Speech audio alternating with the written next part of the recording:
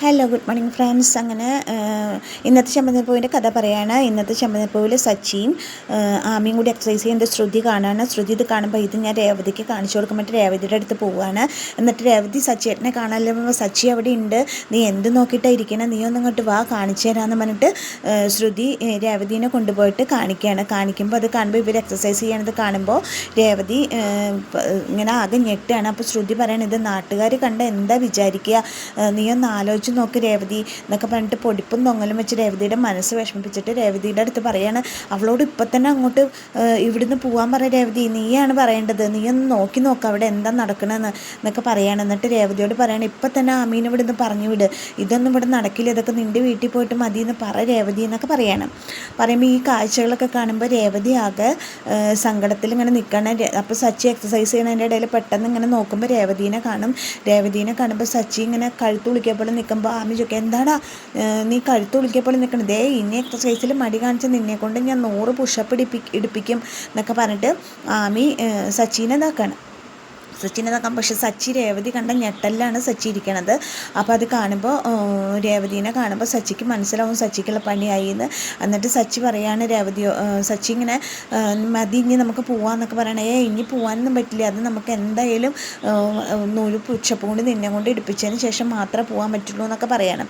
അത് കഴിഞ്ഞിട്ട് ശ്രുതി ഇത് രേവതീനെ കാണിക്കുമ്പോൾ രേവതി പറയാണ്, ശ്രുതി എന്നെ അകത്തേക്ക് കൊണ്ടുപോകാൻ പറയുമ്പോൾ ശ്രുതി പറയുന്നുണ്ട് രേവതി അവളെ പറഞ്ഞു വിടുമെന്ന് പറയുന്നുണ്ട്. പക്ഷേ രേവതി പറയുന്നുണ്ട് എന്നെ അകത്തേക്ക് കൊണ്ടുപോകുന്ന വേണ്ടിയിട്ട് രേവതിക്ക് ദേഷ്യം വന്നിട്ട് രേവതി ശ്രുതിനെ കൊണ്ട് അടുത്ത് അകത്തേക്ക് പോകാൻ പറയണം.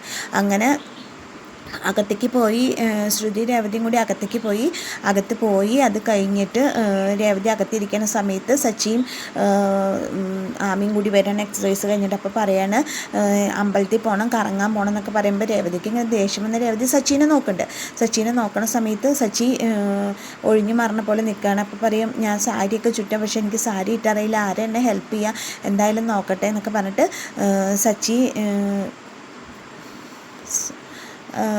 എന്ന് സച്ചിയോട് പറഞ്ഞിട്ട് ആമി പോവാണ്. ആമി പോയ സമയത്ത്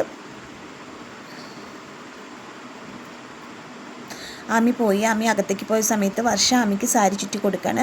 പക്ഷേ അപ്പോൾ ആമിക്ക് പൂ കെട്ടി കൊടുക്കാമെന്ന് പറയുന്നുണ്ടല്ലോ, ആ ഒരു ഭാഗമൊക്കെ വരുന്നുണ്ട്. അപ്പോൾ രേവതി പറഞ്ഞിട്ട് എനിക്കൊന്നും വയ്യാന്ന്. പക്ഷേ രവീന്ദ്രൻ പറഞ്ഞ മോളെ അവൾ നമ്മുടെ വീട്ടിൽ വന്നാലും ആമിക്കുട്ടി പറഞ്ഞിട്ടല്ല, നീ എങ്ങനെയെങ്കിലും ഒന്ന് പൂ കെട്ടി കൊടുക്കുക എന്നൊക്കെ പറയുന്നുണ്ട്. ഈ സമയത്ത് ആമി സാരി ചുറ്റാൻ ആമിയും കൂടി സാരി ചുറ്റാൻ തുടങ്ങുകയാണ് കേട്ടോ. പക്ഷേ വർഷയ്ക്ക് സാരി ചുറ്റാൻ ആക്ച്വലി അറിയില്ല. പക്ഷേ വർഷ എന്നാലും അറിയില്ല എന്നുള്ള കാര്യം പറയണില്ല കേട്ടോ. അത് കഴിഞ്ഞിട്ട് വർഷയും ആമിയും കൂടിയിട്ട് സാരി ചുറ്റുന്ന സമയത്ത് എങ്ങനെ നോക്കിയിട്ടും വർഷയ്ക്ക് പ്ലേറ്റ് എടുക്കാൻ പറ്റാണ്ടാകുമ്പോൾ വർഷ പറയാണ്, ചേച്ചി ആക്ച്വലി ഞാനൊരു കാര്യം പറയാമല്ലോ, എനിക്ക് സാരി ചുറ്റാൻ അറിയില്ല, സാരി ഉടുപ്പിക്കാൻ അറിയില്ല. ഓ എൻ്റെ മോളെ, നിനക്കിത് നേരത്തെ പറയാമെന്നല്ലേ, ഇനിയിപ്പോൾ ആരാ ചുറ്റിക്കുക, ഒരു കാര്യം ചെയ്യാം, സച്ചീനെ വിളിക്കാമെന്ന് പറഞ്ഞാൽ, അത് സച്ചീനോ, സച്ചീനെ വിളിക്കാം, സച്ചി ഇടാ അവിടെ വാ എന്ന് പറഞ്ഞിട്ട് സച്ചീനെ വിളിക്കുകയാണ്. സച്ചി ചെല്ലുമ്പോൾ പറയാണ്, എൻ്റെ ഈ സാരി ഒന്ന് ചുറ്റിത്താടാന്ന് പറയാം. അപ്പോൾ സച്ചിയൊക്കെ ഞെട്ടി പറിച്ച് നിൽക്കുക, ദൈവമേ ഇവളെന്നെ രേവതീനെ കൊണ്ട് തല്ല് കൊള്ളിപ്പിച്ച് അടങ്ങും, രേവതീനെ കൊണ്ട് ഇവളെന്നെ കൊലയ്ക്ക് കൊടുക്കാനാണോ എന്നൊക്കെ അങ്ങനെ. എനിക്ക് സാരി ഇട്ടാന്നറിയില്ല പറയുമ്പോൾ വർഷ പറയാം, സച്ചിയായിട്ട് രേവതി ചേച്ചിക്ക് സാരി ഇട്ട് കൊടുക്കാറുണ്ടല്ലോ എന്നൊക്കെ പറയണം. അപ്പോൾ സച്ചി പറയണം, അയ്യോ ഞാനൊന്നും ഇല്ലേ പറഞ്ഞിട്ട് അവിടെ നിന്ന് ഓടിപ്പോവാണ്. ഈ സമയത്ത് വർഷേനെ വിളിക്കുകയാണ്. വർഷേച്ചി ഇങ്ങോട്ട് വാന്ന് പറയുമ്പോൾ ചെല്ലുമ്പോൾ പറയും ആമിക്ക് സാരി ഇട്ട് കൊടുക്കാൻ പറയുമ്പോൾ വർഷ പറയും, എനിക്കൊന്നും പറ്റില്ല പറയുമ്പോൾ ആമി പറയും, മര്യാദ എനിക്ക് ചുറ്റി തന്നോ എന്ന് പറഞ്ഞിട്ട് ഭീഷണിപ്പെടുത്തി വർഷനെ കൊണ്ട് സാരി ചുറ്റിപ്പിക്കുകയാണ്. അങ്ങനെ വർഷ സാരി ചുറ്റി കൊടുക്കുകയാണ് ആമിക്ക്. ഈശ്വര അവളുടെ ഭാവം അറിയില്ല, അവളിങ്ങനെ ഇതെല്ലാം വീട്ടിൽ പറഞ്ഞിട്ട് വർഷ സാരി ചുറ്റി കൊടുക്കുകയാണ്. അങ്ങനെ രേവതി പൂ കെട്ടാനുള്ള തയ്യാറെടുപ്പിൽ താഴ്ത്തിരിക്കുന്നുണ്ട്. സച്ചി പൂവൊക്കെ കൊടുന്ന് വെച്ചിട്ടുണ്ട്. പക്ഷേ ഈ വർഷയുടെയും ആമിയുടെയും സാരി ചുറ്റലിൻ്റെ ഇത് കാണുമ്പോൾ ശ്രുതിയുടെയും ആമിയുടെയും സാരി ചുറ്റലിൻ്റെ കോമ്പിനേഷൻ കാണുമ്പോൾ വർഷയ്ക്ക് മനസ്സിൽ എന്തൊക്കെയോ ഡൗട്ടുണ്ട്. ഈ സമയത്ത് രവീന്ദ്രന് ചന്ദ്രയുടെ ഫോൺ വരികയാണ്. ചന്ദ്രയുടെ ഫോൺ വന്ന്, രവിയേട്ടാ എത്ര ദിവസമായി ചന്ദ്രൻ നീ ഒന്ന് വിളിച്ചിട്ട്, നീ പോയതിന് ശേഷം വിളിച്ചിട്ടില്ലല്ലോ, ഞാൻ എത്ര പ്രാവശ്യം ട്രൈ ചെയ്ത് നിന്നെ കിട്ടിയില്ലെന്നൊക്കെ പറയുകയാണ്. അപ്പോൾ രവിയേട്ട അവിടെ റേഞ്ചില്ല രവിയേട്ട, അതുകൊണ്ടാണ് എല്ലാവർക്കും സുഖലിരിക്കുമ്പോൾ അതേ പറയാം, എന്നെ വല്ലാണ്ട് മിസ് ചെയ്യേണ്ടിരിക്കുമ്പോൾ വീടിൻ്റെ തന്നെ ആകെ താളം തെറ്റി പറയുമ്പോൾ ഇപ്പോഴെങ്കിലും നിങ്ങൾക്ക് എൻ്റെ ഇത് മനസ്സിലായാലും പറയുമ്പോൾ, നീ കാരണമല്ല രേവതിക്ക് വയ്യാത്ത കാരണം കൊണ്ടാന്ന് പറയാം, ഇപ്പോഴും അവൾ തന്നെയാണെന്നൊക്കെ പറഞ്ഞിട്ട്, ഇല്ല ചന്ദ്രയെ വെറുതെ പറഞ്ഞതാന്നൊക്കെ പറഞ്ഞിട്ട് അങ്ങനെ ഫോൺ വെച്ചിട്ട് അപ്പോഴേക്കും ചന്ദ്രനെ വിളിക്കും. ചന്ദ്രൻ അങ്ങനെ പോവാണ്. അങ്ങനെ ആമി സാരി ചുറ്റിക്കഴിഞ്ഞു. രേവതി മുല്ലപ്പ് കെട്ടാനുള്ള തയ്യാറെടുപ്പൊക്കെയായി. രേവതി മുല്ലപ്പ് കെട്ടാനുള്ള തയ്യാറെടുപ്പ് ആവുന്ന സമയത്ത് ആമീനെ വിളിക്കണം. മോളെ വാ എന്ന് പറയാണ്. രേവതി മുല്ലപ്പ് കെട്ടുന്നത് കാണാൻ കണ്ണടച്ചിട്ട്. അപ്പോൾ ആമിയും ശ്രുതിയും വർഷയും കൂടി ഇറങ്ങി വരുമ്പോൾ ആ സാരി ചുറ്റി ഇറങ്ങി വരുന്ന ആമീനെ കാണുമ്പോൾ സച്ചി വായ തുറന്നിട്ട് ഇങ്ങനെ നിൽക്കുമ്പോൾ രേവതി സച്ചിനെ ഇങ്ങനെ നോക്കിയിട്ട് സച്ചിട്ടോ വിളിച്ചിട്ട് ഇങ്ങനെ പല്ല് കടിക്കുമ്പോൾ സച്ചി ഇങ്ങനെ ആകെ ഭയന്നുറച്ച പോലെ നിൽക്കുകയാണ് ആക്ച്വലി. എന്നിട്ട് അങ്ങനെ പൂവൊക്കെ കൊണ്ടുവന്ന് രേവതിയുടെ മടിയിൽ വെച്ചിട്ടുണ്ട്. പൂ കെട്ടാനുള്ള തയ്യാറെടുപ്പാണ്. അങ്ങനെ രേവതിയുടെ കണ്ണ് കെട്ടണം എന്ന് പറയും. സച്ചി തോർത്തുകൊണ്ട് രേവതിയുടെ കണ്ണ് കെട്ടി കൊടുക്കാൻ പോവുകയാണ്. രേവതിയുടെ കണ്ണ് കെട്ടാൻ പോണ സമയത്ത് രേവതി ഇങ്ങനെ ആമീനെ കണ്ടിട്ട് ഇങ്ങനെ കണ്ണുമിക്കാൻ നോക്കണ്ട്. കാരണം ആമീൻ നല്ല സൂപ്പർ സുന്ദരിയായിട്ട് നല്ലൊരു കളറ് ഡ്രസ്സൊക്കെ ഇട്ടിട്ട് സാരിയൊക്കെ ചുറ്റി സുന്ദരിക്കുട്ടിയായിട്ടാണ് വന്ന് നിൽക്കുന്നത്. അങ്ങനെ രേവതി പൂ കെട്ടാനുള്ള തയ്യാറെടുപ്പ് തുടങ്ങി. പൂവൊക്കെ കൊടുന്ന് അവളുടെ മടിയിൽ വെച്ച് കൊടുത്തു.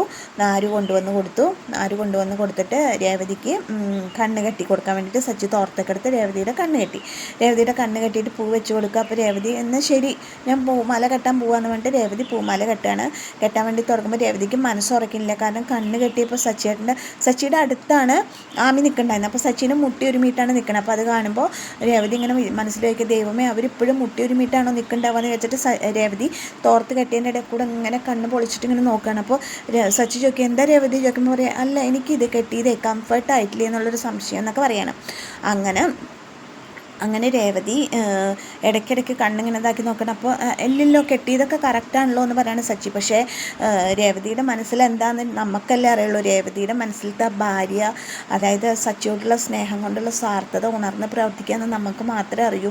ഭയങ്കര എന്താണ് രേവതിക്ക്. കാരണം എന്ത് ചെയ്യണം എന്നറിയാത്ത അവസ്ഥ. കണ്ണ് കെട്ടിയിട്ട് പൂ കെട്ടാനും പറ്റുന്നില്ല, കെട്ടാതിരിക്കാനും പറ്റുന്നില്ല. അങ്ങനത്തെ ഒരു അവസ്ഥയിലാണ് രേവതി ഇരിക്കുന്നത്. എന്നിട്ട് ആ സമയത്ത് സച്ചി ചോദിക്കുന്നുണ്ട്, എന്താ ചോദിക്കുമ്പോൾ പറയുന്നുണ്ട് ഇങ്ങനെ കണ്ണിന് എനിക്ക് കണ്ണ് എന്തോ ഒരു ഇറിറ്റേഷൻ എന്നൊക്കെ പറയുന്നുണ്ട്. അപ്പോൾ ഒന്ന് നോക്കണം സച്ചി എന്നൊക്കെ പറയുന്നുണ്ട് രവീന്ദ്രൻ.